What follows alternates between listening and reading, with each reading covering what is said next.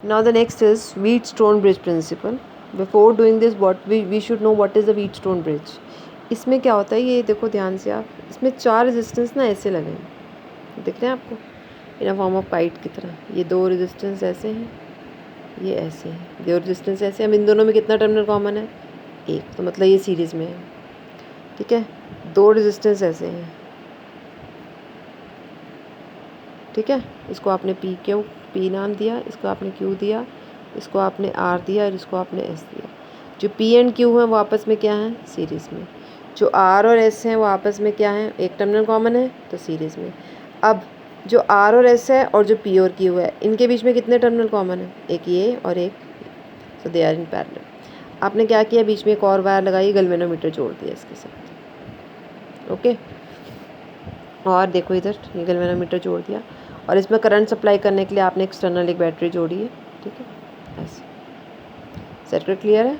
When 4 resistance appear in the form of this with the centre connected with a galvanometer, from center it is connected with the galvanometer and external it is connected with some battery. This is called as Wheatstone bridge. तो principal क्या है इसका? देखो, सबसे पहले हम principal निकालने के लिए, नल पॉइंट कंडीशन निकालने के लिए, बैलेंस कंडीशन निकालने के लिए हम इसमें डायरेक्शन ऑफ करंट को मेंशन करेंगे।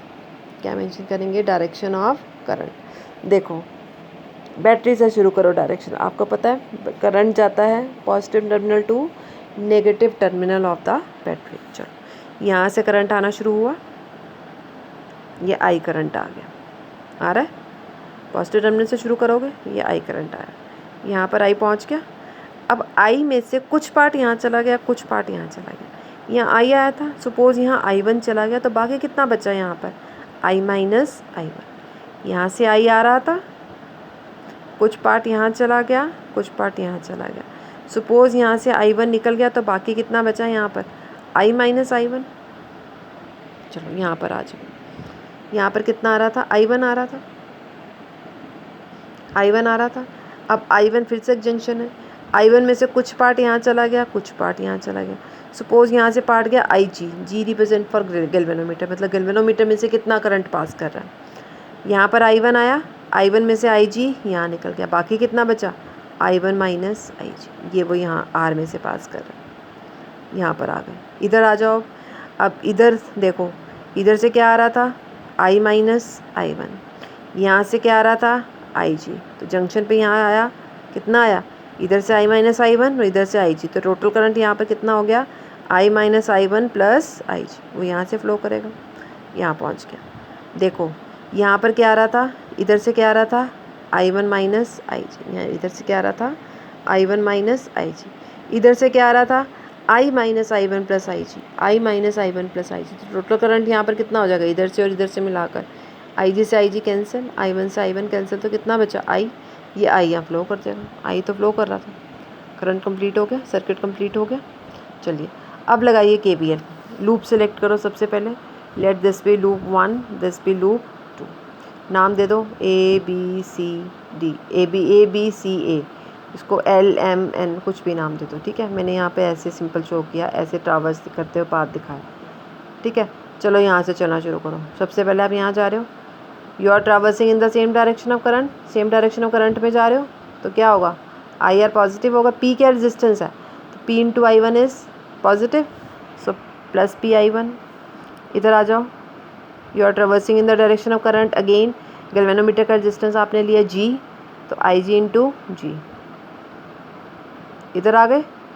अब आप इधर जा रहे हो, करंट ऑपोजिट डायरेक्शन में आ रहा है, तो माइनस आएगा, Q into I minus I1 with negative sign. दोबारा से देखो, P into I1, IG into G, current सामने से आ गया, minus I minus I1 into Q is 0।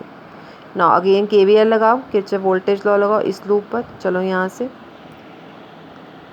I1 minus IG into R, because we are traversing in the same direction of current, so potential drop will be positive.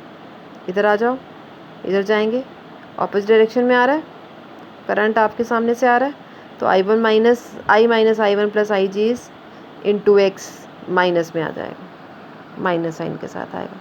इधर जाओ, again minus IG into G, minus I g into g. दोबारा से देखो, I1 minus I g into R minus I one plus I g into x minus I g into g. G क्या है? Galvanometer का resistance है।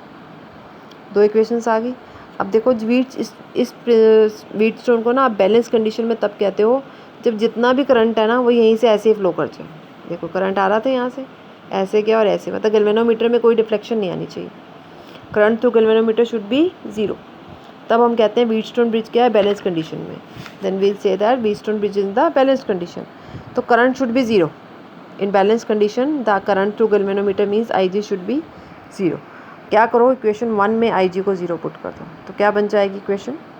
I P P sorry I one into P, this is zero minus Q I minus I one. Rewrite करो इस equation को, I one P ये zero हो गया, इसको दूसरी तरफ ले जाओ, Q I minus I one, let it be equation number 3। अब इक्वेशन नंबर 2 में आई जी को ज़ीरो पुट करो, आई वन इंटू आर, ठीक है, ये भी I minus I one into x, ये पार्ट तो बिल्कुल ज़ीरो हो जाएगा। इसको इधर ले जाओ, दोबारा से रीराइट करो इस इक्वेशन को, ये आ गई थी ना इक्वेशन जी आई जी को ज़ीरो पुट करने पर, आई one into are I minus I one into x. Rewrite करो, इसको इधर ले जाओ, ये आ गई। डिवाइड कर दो इक्वेशन 3 और 4 को। जब आप डिवाइड करोगे आई वन से I one cancel, I minus I one से आई वन कैंसिल, तो क्या आएगा? P by R Q by X, P by R Q by X. Okay, आगे आपके पास equation P by are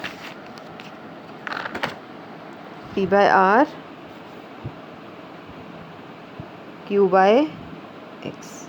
Okay, it can be written as p by q r by x. ऐसे भी लिख सकते हैं हम इसको, सॉल्व करके आया था ना, p by r q by x, q को इधर ले जाओ, r को इधर ले जाओ, तो p by q r by x. Okay, got it? p by q is equal to r. So what is the Wheatstone bridge balance condition? क्या कंडीशन है, क्या प्रिंसिपल है इसका? The ratio of the resistances. देखो p और q दो resistance लिए थे हमने, r और x दो रेजिस्टेंस लिए थे, इनकी रेशियो p बाय q की ratio is equal to ratio of these two resistance r by s. This is called as Wheatstone bridge principle. Thank you.